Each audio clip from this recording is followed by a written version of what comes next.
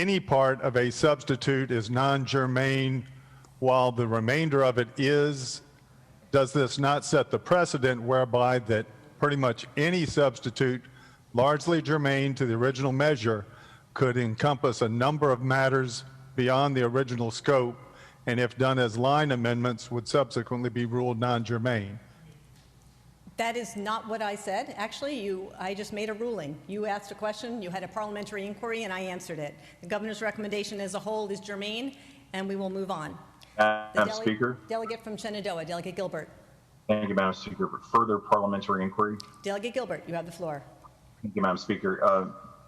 You have ruled. My question would be whether your ruling contemplates Article 4, Section 12 of the Virginia Constitution, which says no law shall embrace more than one object, which shall be expressed in its title. And given the fact that this is labor law being infused into the marijuana bill, I would ask if your ruling contemplated that section of the Constitution.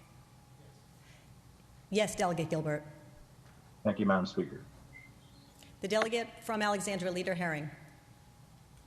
Thank you, Madam Speaker. I move that we adopt the governor's recommendations and speaking to that motion.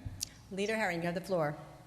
And thank you, Madam Speaker. Over the past month, we have worked with the governor to develop a package of amendments that strengthen the cannabis legalization bill. The amendments fund public health and safety campaigns and speed up the timeline for simple possession for adult use, create protections for workers in the industry, and simplify the process for sealing marijuana-related criminal records. We already voted for the budget amendments, but I do need to review that it does provide $1 million to train law enforcement officers to be better equipped to recognize drug driving. And I thank everybody in this chamber who voted for that, even though you may not support this bill. And that is because currently Virginia does not have a robust data about the rates of drug-impaired driving, including THC.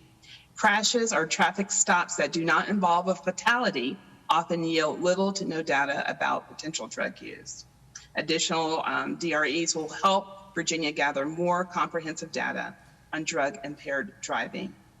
Also, the bill does call for funding for public awareness campaigns and health and safety risks, education about marijuana use. Now, the bill does legalize simple possession and home grow to be effective July 1st, 2021. Before we decriminalized marijuana last year, Black Virginians were more than 3.5 times likely as our white counterparts to be arrested for marijuana. Data from the court shows that this disproportionate trend has continued since decriminalization. The governor's amendments move up the date of legalization of simple possession to this July, so that we can get the police out of the business of stopping individuals for having small amounts of marijuana. The amendments would make it legal for someone over the age of 21 to have less than an ounce without an intent to distribute. The governor also recommends allowing adults over the age of 21 to grow 4 plants in their homes. That's 4 plants per household, not per person. And the plants must be outside of the public, out of reach of people under 21, and labeled with the person's name and ID number.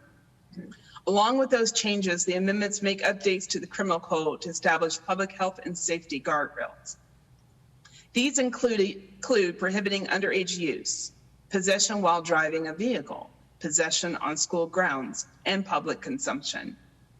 Virginia would not be alone in having legalized simple possession before legal sales.